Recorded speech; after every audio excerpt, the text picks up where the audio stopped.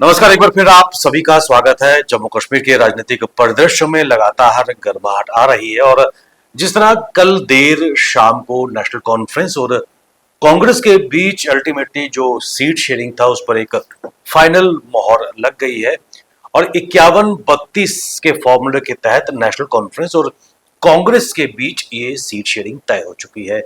आपको जिस तरह हमने पहले भी बताया है कि कुल जम्मू कश्मीर विधानसभा की 90 सीटों में से 51 सीटों पर नेशनल कॉन्फ्रेंस और 32 सीटों पर कांग्रेस इलेक्शन लड़ेंगी और उनके साथ साथ एक सीट मोहम्मद यूसुफ तारिगामी और एक सीट हर्षदेव सिंह के लिए दोनों ने छोड़ी है। ऐसे में कुल मिलाकर 85 सीटें और 5 सीटों पर दोनों ही पार्टियों के बीच एक फ्रेंडली कॉन्टेस्ट देखने को मिलेगा। फ्रेंडली कॉन्टेस्ट का मतलब ये है कि दोनों पार्टियां अपने उम्मीदवार उतारेंगी और आपस में एक दूसरे के विरुद्ध इलेक्शन कैंपेन भी इन 5 सीटों पर होगा और जहां 85 सीटों पर मिलकर चुनाव लड़ेंगे, इन 5 सीटों पर कांग्रेस और नेशनल कॉन्फ्रेंस के बीच मुकाबला देखने को मिलेगा। आपको बताते चलें कि जिस प्रकार राहुल गांधी और मल्लिकार्जुन खड़गे जम्मू कश्मीर के दौरे पर आए थे और वहां पर सीट शेयरिंग को लेकर बात फाइनल हुई थी, लेकिन कुछ सीटों पर एक एडमेंसी दोनों पार्टियों के बीच बनी थी और कल देर शाम को वो एडमेंसी भी खत्म कर दी गई और फ्रेंडली कॉन्टेस्ट इन सीटों पर देखने को मिलेगा। और कल देर रात, क्योंकि आज 27 तारीख है और आज फर्स्ट फेज की जो नॉमिनेशन की जो प्रक्रिया है उसकी आज अंतिम तिथि है और यही कारण था कि दोनों पार्टियों को अपने अपने कैंडिडेट की घोषणा करनी पड़ी।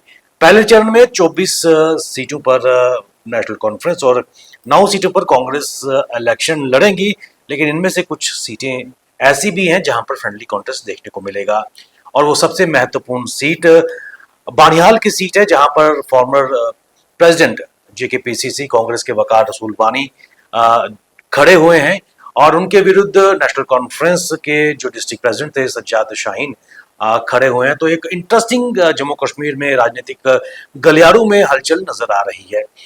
नेशनल कॉन्फ्रेंस की तरफ से कल देर रात अपनी जो सीटें हैं उनकी घोषणा की गई है। पामपुर की अगर बात करें तो वहां पर रिटायर्ड जस्टिस हसनैन मसूदी को नेशनल कॉन्फ्रेंस ने टिकट दी है। पुलवामा की अगर बात करें तो मोहम्मद खलील बंद उनको नेशनल कॉन्फ्रेंस ने सीट दी है, फॉर्मर उनके एमएलए रह चुके हैं। राजपुरा की अगर बात करें गुलाम मोहिउद्दीन मीर इनको टिकट दी है। जैनपुरा से शौकत हुसैन गनाई, शोपियां से शेख मोहम्मद रफी को पार्टी ने अपना मैंडेट दिया है।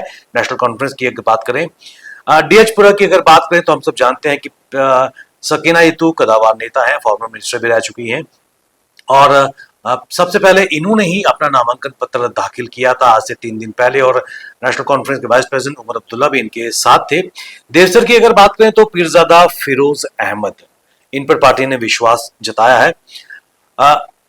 लाडनू की अगर बात करें चौधरी जफर अहमद पर विश्वास जताया है। अनंतनाग वेस्ट की अगर बात करें तो अब्दुल मजीद लारमी जो पार्टी के नेता है उनको टिकट दी है।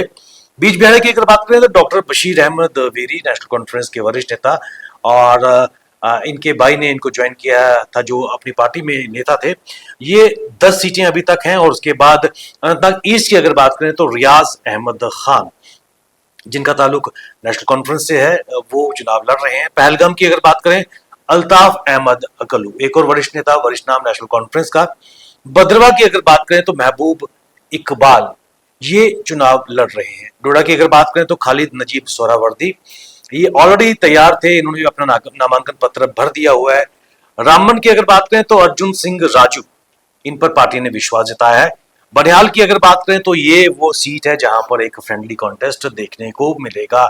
सज्जाद शाहीन एनसी वर्सेस वकार रसूल वानी फॉर्मर प्रेसिडेंट जेकेपीसीसी कांग्रेस के हैं और इन दोनों के बीच एक फ्रेंडली कॉन्टेस्ट यानी कि यहां पर दोनों ही कैंडिडेट आमने सामने रहेंगे। अब बात यह आती है कि किन मुद्दों पर ये चुनाव लड़ेंगे। क्या लड़ने के लिए सबसे महत्वपूर्ण बात है मुद्दे होने चाहिए और जब 85 सीट्स पर गठबंधन है, 5 सीट्स पर फ्रेंडली कॉन्टेस्ट है तो किन मुद्दों पर चुनाव लड़े जाएंगे ये देखने वाली बात है। कि इंटरेस्टिंग कॉन्टेस्ट देखने को मिलेगा। इस बार की अगर बात करें तो सज्जाद किचलू को सीट दी गई है। पार्टन एक्स यानी कि अगर बात करें तो पूजा ठाकुर को यहाँ पर सीट दी है पार्टी ने।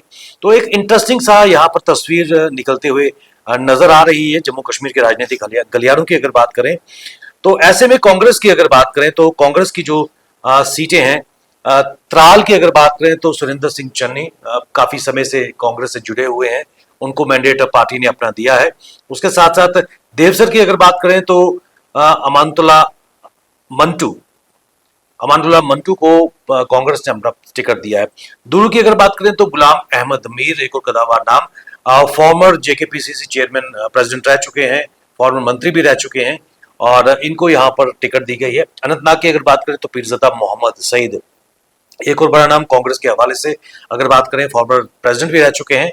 इंद्रवाल की अगर बात करें तो शेख जफरुल्ला एक नाम सामने आया, इनको टिकट दी जा रही है। भद्रवा की अगर बात करें तो नदीम शरीफ, इनकी भी एक लेगेसी है, इनके पिता खुद एक मंत्री रह चुके हैं और एमएलए भी रह चुके हैं। डोडा की अगर बात करें तो शेख रियाज को टिकट दी है। डोडा वेस्ट की अगर बात करें तो डॉक्टर प्रदीप कुमार भगत को टिकट दी है।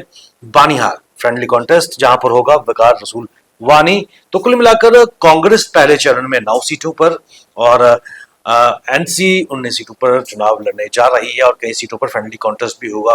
लेकिन कुल मिलाकर कल का दिन जम्मू कश्मीर की राजनीतिक परिदृश्य की अगर बात करें तो काफी गर्माहट वाला दिन था, क्योंकि जिस प्रकार कल प्रातः भारतीय जनता पार्टी ने अपनी लोकसभा की पहली, दूसरी और तीसरी चरण की 44 सीट्स अनाउंस की थी, लेकिन उसके बाद कुछ ही मिनटों में या मात्र कुछ ही घंटे से पहले पहले ये सारी लिस्ट विड्रॉ होती है और उसके बाद फर्स्ट फेज की पहले 15 कैंडिडेट्स की लिस्ट शाया की जाती है और उसके बाद लगातार प्रोटेस्ट का एक माहौल भाजपा हेडक्वार्टर में देखने को मिला है और कहीं ना कहीं रेबल वॉइसेस भी सामने आ रही हैं। सबसे बड़ी बात अगर हम बात करें तो नेशनल कॉन्फ्रेंस को एक बड़ा झटका लगने वाला है, क्योंकि उनके एक पूर्व वरिष्ठ नेता हैं, फॉर्मर जज रह चुके हैं, वो अपना इस्तीफा देने की तैयारी में है और मुजफ्फर इकबाल खान वो इंडिपेंडेंट कैंडिडेट के तौर पर थाना मंडी असेंबली कॉन्स्टिट्यूएंसी से लड़ेंगे।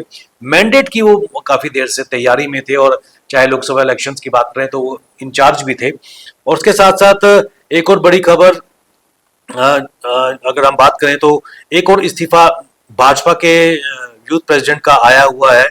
सुनील शर्मा के मध्य मुकाबिल वो चुनाव लड़ेंगे और ऐसे में भाजपा की राह आसान होने वाली नहीं है, क्योंकि निश्चित तौर पर ये मुश्किलें बढ़ेंगी, क्योंकि भारतीय जनता युवा मोर्चा के जो डिस्ट्रिक्ट प्रेसिडेंट थे किश्तवाड़ के रॉकी गोस्वामी, उन्होंने पार्टी से इस्तीफा दे दिया है, इंडिपेंडेंट तौर पर चुनाव लड़ेंगे। ऐसे में कल की अगर बात करें तो ओमी खजूरिया के सपोर्ट में कल हंगामा पार्टी में देखने को मिला, क्योंकि वहां से श्यामलाल शर्मा जो कांग्रेस से शिफ्ट होकर आए थे उनको टिकट दी गई है।